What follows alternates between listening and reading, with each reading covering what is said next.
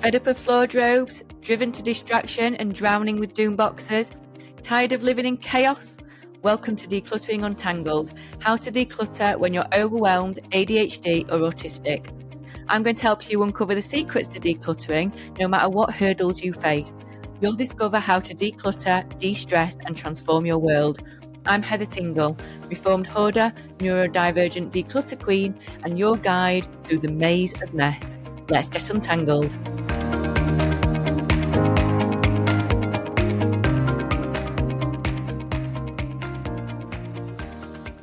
Hello Untanglers, welcome back to another episode of Decluttering Untangled with me, your host Heather Tingle. So today I want to talk about something that's kind of come up with a couple of clients recently, and in all honesty they were really good sessions with those clients, but I came away thinking I need to remember to tell my Untanglers about this, and it'd be really good to do it in a podcast episode because it's a pretty short but sweet strategy for you to try. Especially those of us with ADHD, especially those of us that have got a creative brain and can see endless possibilities. Okay, so I was working with some clients, great people, really motivated, ready to get stuck in. And as we go through the homes, I've noticed that there's a lot of things that we come across, like ribbon, piece of wood, an offcut, a pretty tin, some lovely fabric, a mug with a broken handle that's really important, something that needs a bit of super glue. And we'd pick it up and look at it and they go, oh, I'm going to do something with that.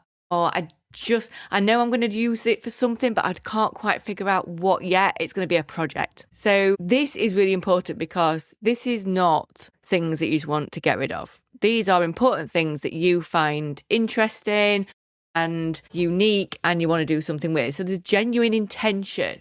The problem is, well, a couple of things really. They're scattered all over the house. They've got no home. And without a home, they just become clutter. Because not only do they become clutter, they sit there staring at you, quietly making you feel guilty every time you look at it because you've still not done something about that thing. It's kind of like a wasted opportunity, or it's a someday project. Like one day when I get round to it, once the house is sorted, I'm going to do this.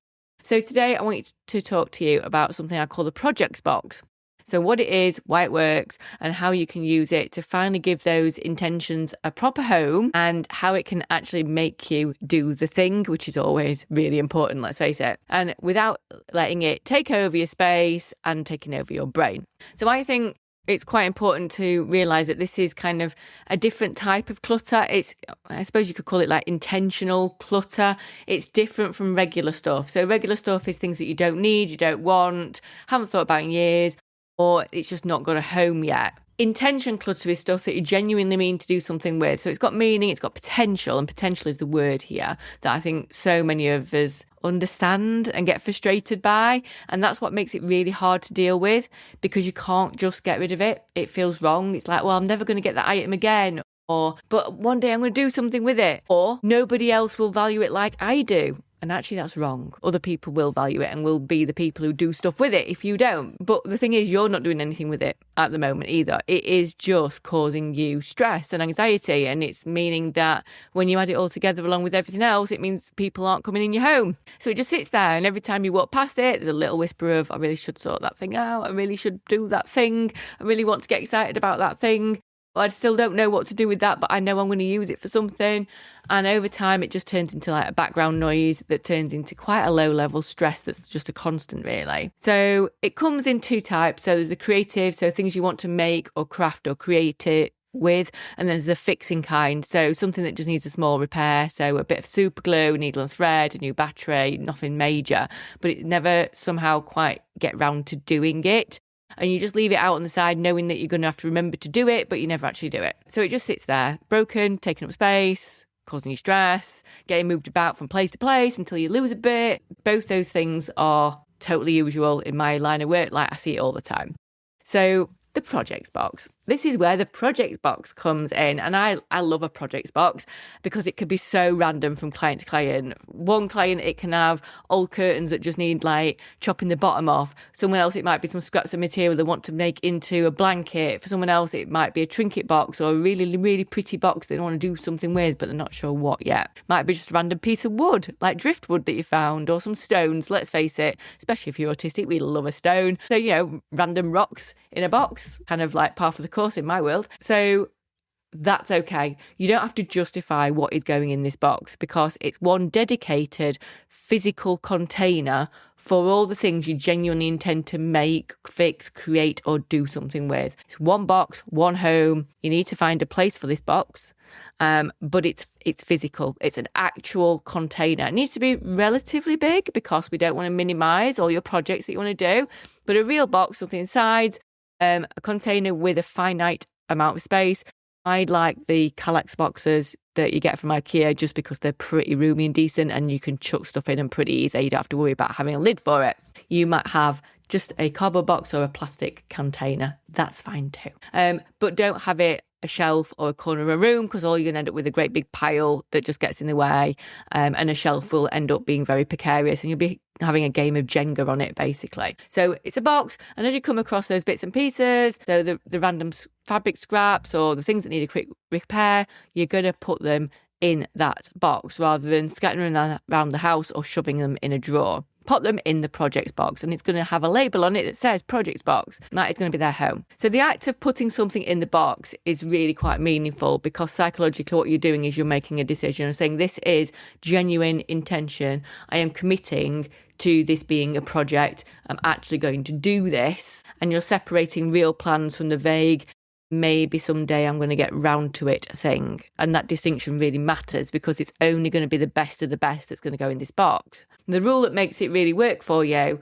is, I think, the real magic of it. And it's a really simple rule, like it really is simple. When the box is full, you cannot add anything new until you've done something from it. So you've got to take something out and actually do the thing before you can put something else wonderful in there. So if you're the kind of person that loves going around charity shops or antique centres or loves going on nature walks and finding random bits, unfortunately, when you get back from those expeditions, then if it's going to go in that box, something else has to come out, or you have to do the project with the stuff that you've already got in your home. So that's it. That's the rule. And it sounds really simple, but what I want you to think about what it actually does, it's kind of forcing you, same what we do with when we're working with clothes, when we're working with kitchen stuff, is it creates a limit. Your intentions can't expand indefinitely, and that can feel, especially if you are an amazingly creative person, quite stressful. However, it really does work in your favour because you're going to actually realise those dreams and actually get creative and do wonderful things, which is what we want to do. That's why we've got the ideas. And if you never actually make anything, then that's fine because all you're doing is putting new things in the box and taking things out that aren't quite as important. So you're still sifting it. You're still like prioritising it because it can only hold so much. And that's by design, because when the box gets full and you find another little thing that you want to add, you've got two choices. You either do the thing, you get super glue out, or you fix that mug, or you sew that button back on, and you sit down and do that thing you've been really excited about making. Or you look at what's already in there and decide that actually one of those things isn't genuine after all, and you're not as excited as you were to make it, and it's been in there for like 2 years and it's still at the bottom and you're still never going to do it. And that way you can let it go. But either way you win. You actually do the thing, which feels brilliant, or you get honest with yourself and free up some space. So both are really good outcomes with that. So what stops is the endless accumulation of what I always say about my house, it's got potential. It stops that endless possibility potential that just gets bigger and bigger and bigger and keeps you accountable for it. So it doesn't overflow, it keeps contained, and then it's more manageable. So what goes in it? Good candidates, things like craft supplies without a specific home if you haven't got another craft space for them. So the random ribbons, buttons, fabric scraps, the beautiful bows that you get off like blankets and things that, when they're packaged, you get a lovely ribbon, you don't want to get rid of it. Interesting materials like a beautiful tin, some nice paper, piece of wood, sentimental bits, I would put somewhere else, not in this, unless you know the project that you want to do it with. And the little things that just need a little quick repair. So a garment that needs a bit of sewing or super gluing, or something that needs a new battery or missing screw, something like that. So the test is when you pick something up, can you finish the sentence of, I'm going to make something with this. I'm going to do something with this. If you can finish that sentence with something specific, it can go in the box. And if you don't know what you want to use that thing for, it can still go in the box. That's okay. But you're going to have to start thinking about it pretty quick when that box gets a bit fuller. Okay. And that might end up being a more honest conversation about whether something is within your remit and excitement to actually do the thing, or whether you want to pass it on. One of the other problems that causes so much stress is that it's got potential that you can see and you think that others won't see it, and you don't want it to go to landfill. Now, all over the place now, there are wonderful centres popping up that are scrap centres. So we've got one near us called Scrap Dragon.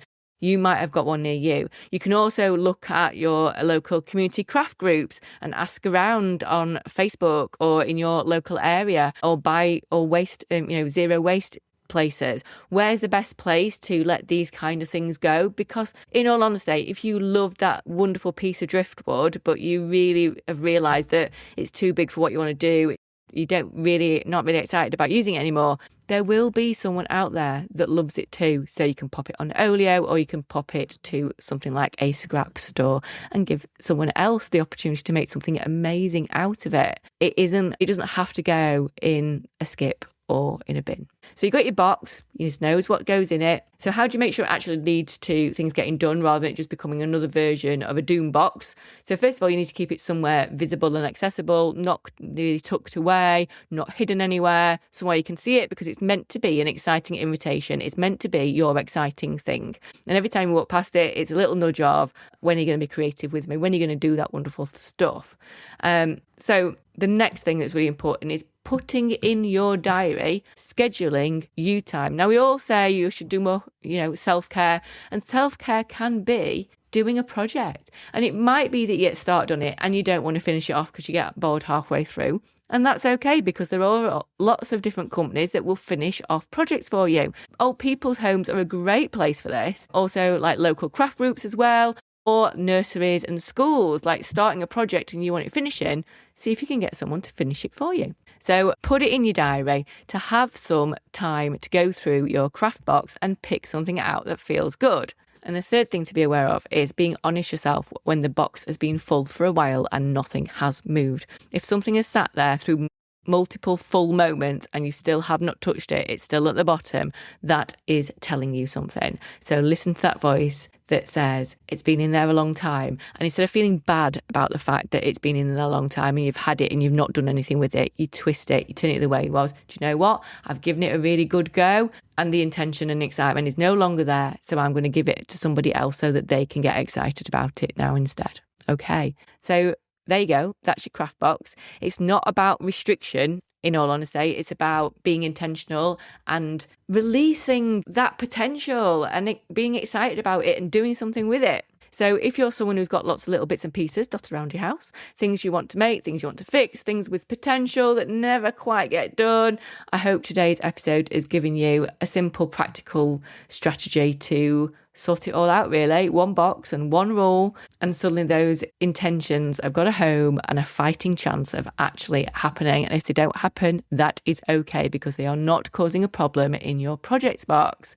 So gather them, all the things around from your home, pop them in there, and I would love to know how you get on. So let me know if you have scheduled some time and what you end up doing. I would love to hear from you. So do send me a message either in the Facebook group or via the text option in this podcast. And if you want to tell me your name so I can try and track you down and send you a message, please do. If you want to stay anonymous, that's totally okay too. So there you go. Remember, you are not alone. Be kind to yourself and keep untangling.